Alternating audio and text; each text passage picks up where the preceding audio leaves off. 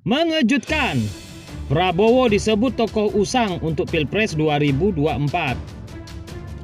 Dilansir dari NKRI-ku, isu kembalinya Prabowo Subianto sebagai kandidat capres di 2024 kembali muncul setelah ia disetujui Gerindra kembali menjabat sebagai ketua umum. Namun, analis politik Pangisar Wicaniago menyebut Prabowo sudah tak relevan untuk posisi tersebut. Pak Prabowo itu sudah tidak relevan. Karena tidak relevan, dia adalah tokoh lama yang saya katakan dalam bahasa yang agak ekstrim. Tokoh usanglah, kata Pangi pada republika.co.id Minggu 7 Juni lalu. Prabowo sudah 3 kali berkontestasi dalam pemilu presiden dan wakil presiden. Namun, Prabowo tidak pernah mengalami kemenangan. Pangi mempertanyakan narasi yang bakal diusung Prabowo apabila memang hendak kembali maju. Ia memprediksikan narasi yang dibawa Prabowo tidak baru. Pangi juga memprediksi pola kampanye dan branding terobosan Prabowo tidak ada yang baru. Di samping itu, Pangi menilai saat ini Prabowo juga mendapat penilaian yang tak baik dari publik yang semula pendukungnya. Hal ini lantaran Prabowo memilih bergabung bersama koalisi pemerintah. Bisa saja 80% pendukung Prabowo kemarin banting setir semua, kata dia. Prabowo yang awalnya diharapkan menjadi tokoh oposisi sebagai kekuatan penyeimbang sehingga kekuatan eksekutif tidak terlalu kuat. Namun, Prabowo justru menjadi anggota kabinet lawannya, Joko Widodo. Masyarakat banyak yang makin marah pada beliau yang seharusnya menjadi simbol kritik terhadap pemerintah, simbol penyambung lidah rakyat, melakukan tekanan pada pemerintah. Tapi beliau masuk jadi pembantu presiden, kata Pangi.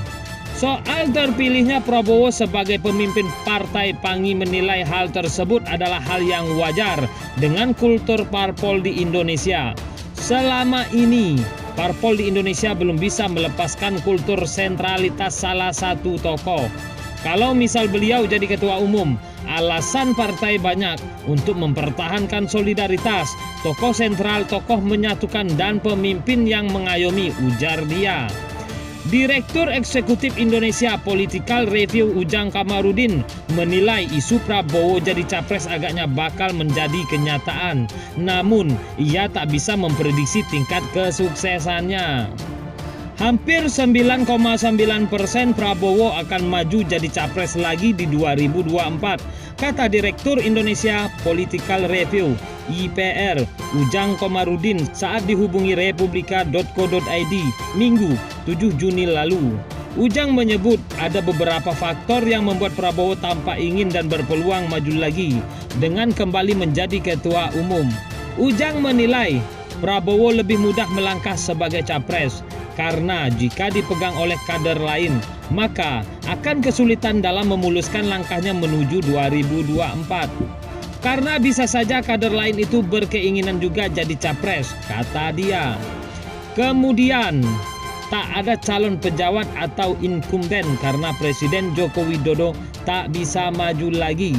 Dengan peluang itu, Ujang menilai Prabowo bisa merasa memiliki peluang dan percaya diri. Karena lawan-lawannya muka-muka baru di Pilpres 2024, kata pengajar politik Universitas Al-Azhar itu.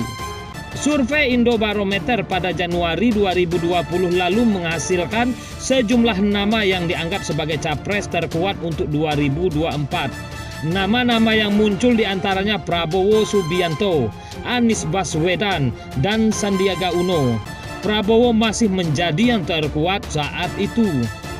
Ketua Umum Partai Gerindra itu masih menjadi capres terkuat berdasarkan simulasi 22 nama. Dukungan publik tertinggi jatuh kepada Prabowo Subianto sebesar 22,5%. Disusul Anies Baswedan 14,3%, Sandiaga Salahuddin Uno 8,1%, Ganjar Pranowo 7,7%, dan Tri Risma Harini 6,8%.